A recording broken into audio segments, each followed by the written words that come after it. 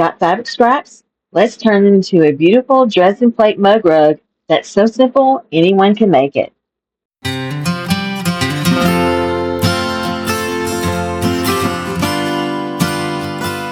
Today I'm going to show you how to make a Dresden Plate Mug Rug that's perfect for beginners and experienced sewers alike. The finished size that we're making is 12 by 7 inches and makes a quick handmade gift too. So stick around to the end too, where I'm going to show you how to make a mini Dresden mug rug. So let's get started. So to get started with our mug rug, you're going to need a Dresden plate ruler. I'll put a link to it in the description below. And you're just going to need like basic scraps of any coordinating fabrics. And you'll need some fabric that will match your scraps. Or you could use white, any kind of color background. I'm going to use this navy blue for my background. You'll also need some batting. And I've already cut my strip of batting. And I'll tell you what all the measurements are as we go along. You'll need a background piece out of that navy blue or whatever color you choose for the background. And so I'm just going to show you how I cut these into the segments. And you can stack them if you want, and that will help to get your segments cut quicker. So I just take my Dresden, and this is 2.5. Like I said, you can cut these down to 2 inches because we're going to use the 2-inch mark here to cut our Dresden. So I'm going to go ahead and cut these down to 2-inch strips. And like I said, if you have like little pieces around like these, these are perfect. Like this one, you could get probably 2 of them out of it by just folding it in half and then cutting it. Just gonna make sure my pieces are on here straight. Take my 2.5-inch roller, and I'm just gonna go over to where my line meets here and just cut off this 1/2 inch.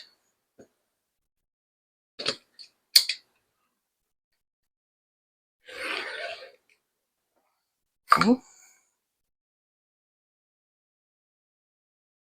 And then now you just take your Dresden ruler, place that 2-inch line here at the top. I'm going to put it down this way. Now actually, I'm going to fold mine again so that I can get 4 at a time, because I want 4 segments of each color.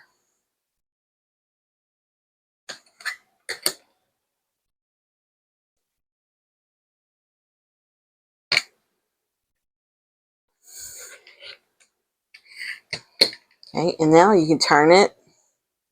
If you have a rotary mat, this would be a lot easier. I don't have one right now. So then, just line it up where you cut it before on this side, and then cut it again. And then you have your segments. So you're just going to go in and you're going to cut 16 of these in the various colors that you want. And you can do 16 different colors if you want, or you can do even all the same color to make your Dresden. Okay, so now I've got all my segments cut out. We're going to use 16 of them. So I'm just going to start to place them around randomly. I love the yellow, so I want to get enough of the yellow in here. Okay, and so once you do this, you have them in the order that you like, the way they look, then you can take them all up just one by one like this. I'm putting them right behind each other like this. Okay, and then I'm going to bring them to the machine, and I'm going to fold them together, fold them right sides together, and then I'm going to sew a 1/4 inch seam here at the top. Okay, so I'm going to do that to all of these. And I'm just going to change stitch them one after the other when you put them in your machine, and just add the next one. And I'll use like a lead off piece of fabric first, right here, and then just keep sewing them one after the other into a big chain. Okay, so here's my segments all in a chain, and this is my lead off. I was just putting like some little scraps that are too small to do anything else with. Just to start sewing with this, so that whenever we get here to start our chain, that it won't get sucked up in your machine underneath your needle. Okay, and now I'll just take my scissors and small scissors and just snip these apart. Now these are, I know I had laid them out all in order, but I'll just go back and rearrange them. So now you can take your scissors. I just go in and this folded corner here, I'll take my scissors and I'm going to cut right above the stitch line, about 1/8 of an inch away, and I just do like a little slant like this.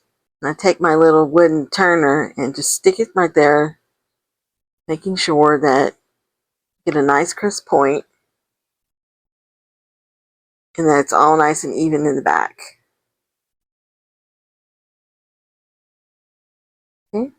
I'm just going to finger press it a little bit so it doesn't come up, and then you're going to do that to all of these. And I'll just go in and cut all my corners first and then turn them all out. Okay, so I've turned out all of my segments and I ironed each one of them and I arranged them in the way that I want them to look. So now I'm going to take them and sew them together, and I'm going to start with one of them here. I'm just going to put them right sides together, just matching the top and the sides here. And I'm going to sew a scant 1/4 of an inch seam down the side. And I'll open it and I'll do the same thing with the next piece. And then I'm going to sew in 2 segments. I'm going to sew 8 of them together and then stop with those. I'll start with the rest of them and sew 8. And that way we can attach them together in 2 different segments. It's easier to do it that way than to just do one long segment. Okay, so I've sewn both my halves and now I'm going to sew them together, and you're just going to, flip them over right sides together and then line them up. I'll put a clip in this one and then line up the other end and then sew your seam together. Okay, so our Dresden plate blades are all sewn together into our plate. And now the next step we're going to do is to place it on our background piece. And I cut the background at 7 inches high and 7 1/4 wide. Okay, and so you can just fold it in half and get our center so we can line it up, or you can use the measuring board here, and then we'll center our Dresden blade right in the middle, just like that. Okay, so in order to applique it to our background, I'm going to use some school glue to cure it down. And this is washable, so it'll wash right out. And I just go in and just rub a little bit on these points here, and then let it fall down naturally so that I know I have it centered. Okay, and then I'll pull up this direction, do the same thing.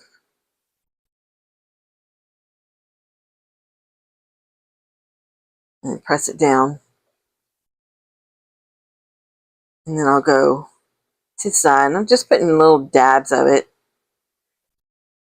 Just want to make sure that it stays put.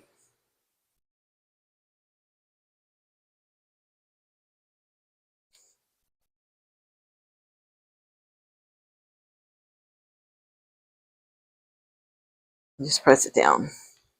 Now this holds it down really well, and you can go and sew around it. Now you can use any stitch that you want to sew around. You can do a straight stitch right inside of each of these points, just going all the way around it, or you can use a blanket stitch or a zigzag, any decorative stitch that you think would look nice. I'm going to go ahead and just do a straight stitch right about 1/8 of an inch away from each of these all along the Dresden plate. So now that this is done, we can move on to our circle that we want to put in the middle. You can use any of these fabrics that coordinate with it. It's up to you which color that you choose. I think I'm just going to go with the solid navy blue, just like the background. That way all of the blades, the yellows and everything just kind of pop off of it.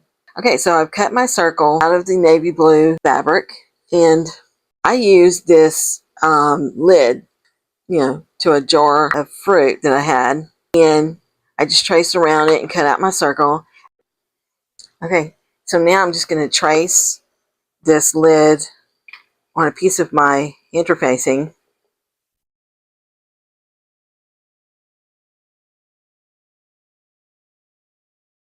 Okay, and so now we're going to put our 2 together. You're going to want to put the circle face up. Okay, and then you want to put the bumpy side or the fusible side of your interfacing down facing the right side of the circle, just like this. You can stick a pin in here if you want, or a couple of clips just to keep it even. And then I'm going to take this to the machine and sew a 1/4 of an inch seam allowance around the entire thing. And then I'll show you what to do next. Okay, so now that we have it sewn all together, I'm just going to take my scissors, and you can do slits all the way around, or you can just do some little notches. You just want to make sure you don't go through the seam that you sewed. You can notch it out, just like this. I'm going to go ahead and do some slits just to save time. Okay, and now you're just going to separate these two fabrics by pulling them apart like this. And you're going to cut about 1 inch to 1.5 inches right in the middle of this. Just want it big enough to be able to turn it out.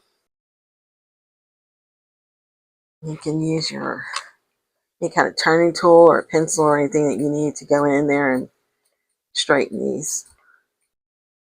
Now we've got a circle. You'll take your Dresden plate, then place your circle over it, just like this.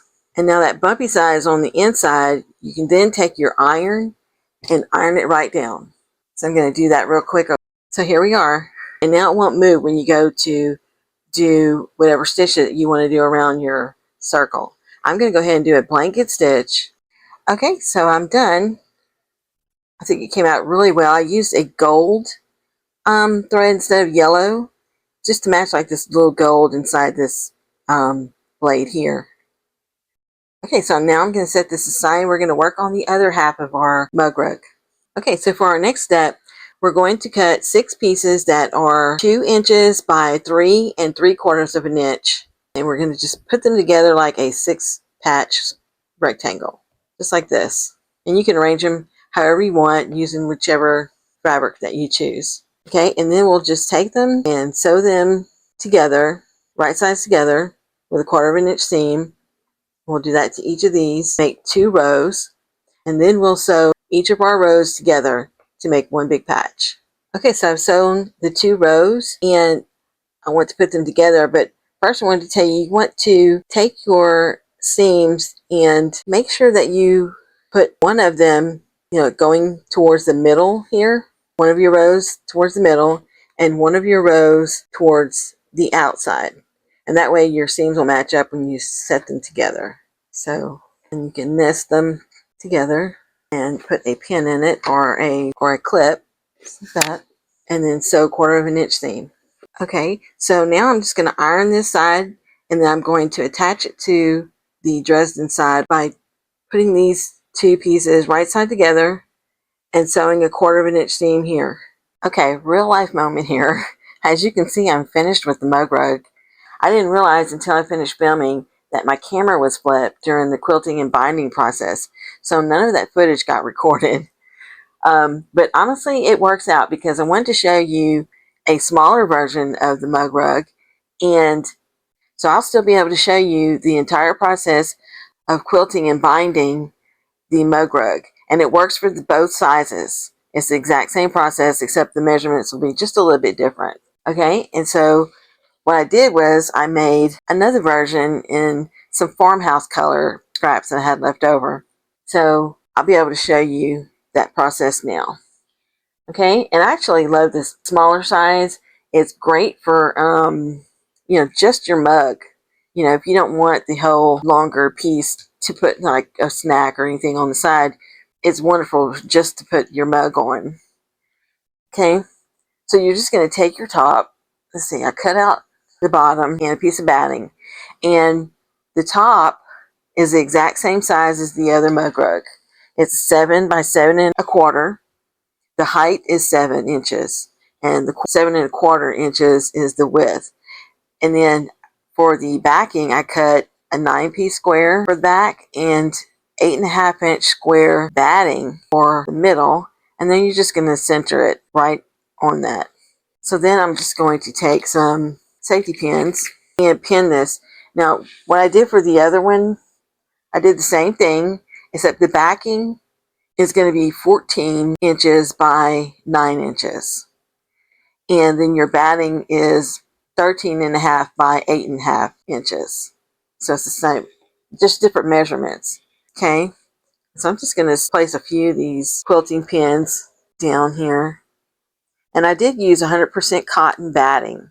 That way, it's great if you have something hot on there. You can actually put 2 layers of batting too if you prefer. It's going to protect your surface of your table. I'm just placing one in every little corner, and you could put one in the middle as well. And then I'm just going to go and outline my Dresden all the way around. I did the same thing on this one. I just outlined it. And then for the side of the bigger mug rug, I just did a stitch in the ditch all the way down this way, and then again in the middle. And I did it right here on this middle where the 2 pieces connected as well. Okay, so I'm going to do that, and then I'll meet you right back here to do the binding. Okay, so I finished quilting, and I outlined the circle right here in the middle again as well. And that way it's all nice and secure. And now all we have to do is cut off the excess from our mug rug. Just go around the entire thing to square it up. Now we're all ready to bind it. So I'm going to set this aside. I'm going to show you that for my binding, I chose the same fabric that I put in the center of the Dresden. And so I had 2 long strips, and I went ahead and I mitered them together. And if you don't know how to do that, all I did was I crossed them over right sides facing, and then I sewed a line all the way from this little corner right here where they meet, and I overlap it just a little bit. And then right inside that corner, I cross over to the other corner. And if you want, you can put your ruler down here and draw a line with a pencil or pen or something in order to make it easier for you. And you just sew on that line. And then once you're done, I just go ahead and I cut off. And I make my seam just a little bit bigger than 1/4 of an inch. And the reason I do that is so that whenever I go to iron it, so I'm going to open the seam, which is going to help it lay flatter and not be so bulky. And so then you'll just turn it over in half like this. Okay, and you're going to do that with your entire strip. You're just going to turn it in half. And our strips, I forgot to tell you, the strips are 2.5 inches wide, and the length is about 60 inches long. And you're not going to need all of that, but I just doubled up on it just to be sure that I have enough to go around. And you'll do the same thing with the larger mug rug, about the same length, like 60 inches, just to make sure that you have enough when you come to the end, because you do have to fold it around the corners, and I'll show you that as well. So I'm just going to take this to my iron and fold it lengthwise and iron it down. Okay, so now we're ready to bind. I have my strips ready, and you can do these one of 2 ways. You can sew your strip down to the front, then turn it to the back and hand sew it to the back, or you can sew it to the back, and then when you turn it to the front, you'll use your sewing machine to sew it down. Whichever is easier for you. If you prefer not to do any hand stitching, that's great. So I'm going to go ahead and do it, with the sewing machine. Okay, so I've already sewn my binding to the back of my project, but I want to show you how to do that. And what I've done is I left a little piece here about 4 or 5 inches long, and then I put a clip here where I'm going to start to sew the binding on here. When you start, you want to sew backwards a few stitches and then forward, and then you want to go down till you get to the corner about 1/4 of an inch away from the corner. You're going to pivot the project a little bit, and you're going to go over this corner, and you're going to sew off the point here. And then once you pivot off that corner, you'll cut your threads, then remove your project, and then you're going to turn your binding over to the right like this. And I just hold down, you're kind of making a triangle here, and I'll just hold it down and then flip it back over itself, just like this. And then you can clip it here if you need to. And then I start back here at 1/4 of an inch and sew my 1/4 of an inch seam right down the side. And then when I get to the next corner, I'll do the same thing. I'll pivot and I'll sew right off that corner, turn, and keep going. So I'll show you how I did that on the back like this. You can't quite see where I pivoted and went over that corner, but you can see how I turned it, and it just makes like a little triangle shape here. And then I started back and went through down to the next corner. Okay, and then once you get to the end, your pieces here are going to be long, and then you just cut like this top piece. I cut it down to about 2.5 inches.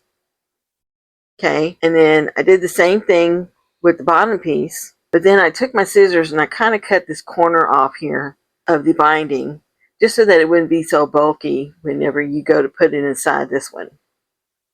Now, once you do that, you want to fold over the edge of your top piece here like this, about 1/4 of an inch, just to make like a hem, so you don't have any raw edges. Okay, and then you'll take this bottom piece and you just place it right inside here, just like that, and smooth it all out.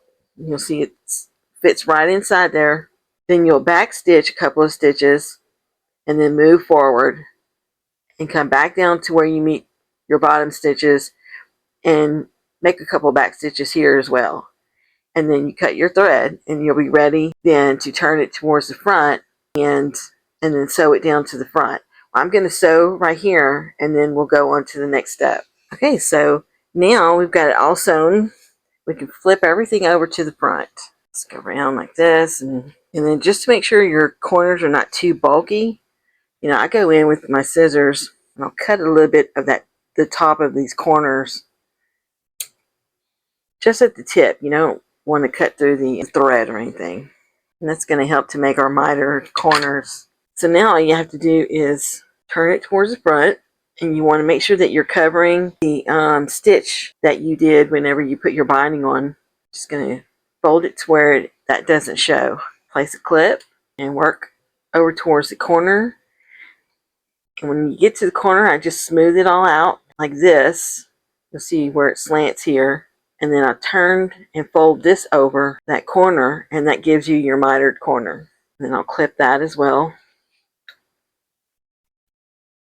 And I'm just going to go around and do this to the whole mug rug, and then I'll start to stitch it all down. I'm just going to go in, I'm going to stitch 1/8 of an inch away from the edge here. Okay, and you can use any color that you want here, any of these colors that match your fabrics. You can use white if you want to stand out. And I'm just going to go ahead and use my gold, since I use that as the quilting accent here. Okay, and so now our mini mug rug is finished, and it just perfectly fits a mug on it. Okay, so this is our sunny spring-like mug rug, and I've also made a patriotic version of the mug rug. This would be a great gift for any veteran that you may know. And the background is some blue jean fabric in a darker blue jean color. It's not a really thick blue jean that I bought from Walmart. And then I took some scrap lighter colored blue jeans, and I also made some little Dresden blades with those. So I mixed it in with the red, white, and blue fabric. And so for the other side, I just put some fabric that had, some Americana words. So there you have it. And that's how you make a beginner-friendly Dresden Plate Mug Rug.